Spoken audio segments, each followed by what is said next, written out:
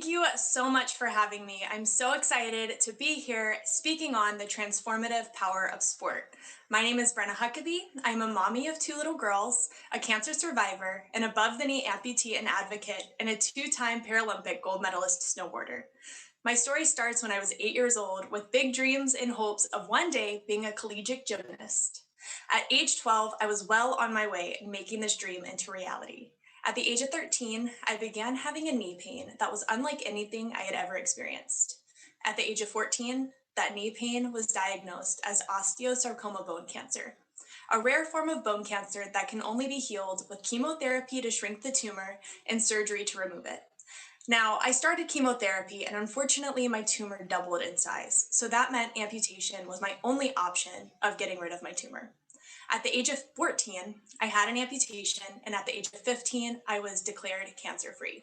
Now, this should have been the best day of my life and the excitement and everything of bliss and in between, but unfortunately, I was struck with the realization that the life that I had fought so hard for didn't exist.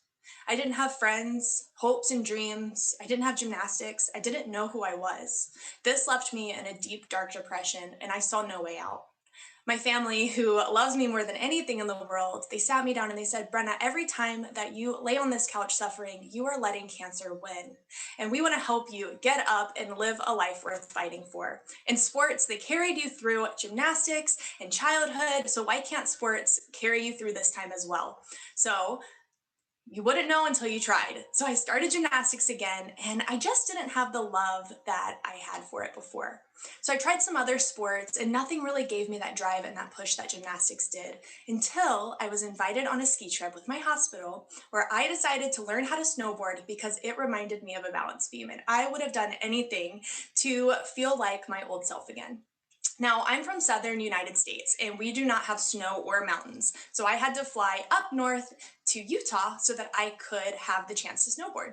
The second that I stepped off the airplane, I was in complete awe at these big, beautiful mountains and this new life ahead of me. The second that I strapped into my snowboard, I was hooked. Now, I wasn't good by any means. I kept falling every foot, but I wasn't falling because I had one leg. I was falling because snowboarding is hard, and for the first time since my amputation, I felt like myself again. My mom, who was on that trip with me, she calls it the light in my eye. She's like, I saw my daughter again. I saw Brenna. And so we would do anything to make that every day. So at the age of 17, my mom and I moved to Utah so that I could have a chance at a happy, healthy life. And we had no idea that at the age of 22, I would become a two-time Paralympic gold medalist. Now, when I look back at my life and how in the world did I get here? How did I go from an 8-year-old with these big hopes and dreams to having them crushed at the age of 14 to now being a professional athlete at the age of 24. And gymnastics never left me. Gymnastics, and not in the sense that you may think, but the lessons and the tools that sports at a young age, they built me into the person that I am today. The perseverance that you get through sport. Now, whenever you fall off the balance beam or you don't get the medal that you were hoping for, you don't go home and cry and quit. You say, okay, how can I get up and do better and do it again and hopefully win next time? And so this perseverance has gotten me through cancer and amputation and literally every life obstacle that has come in my way.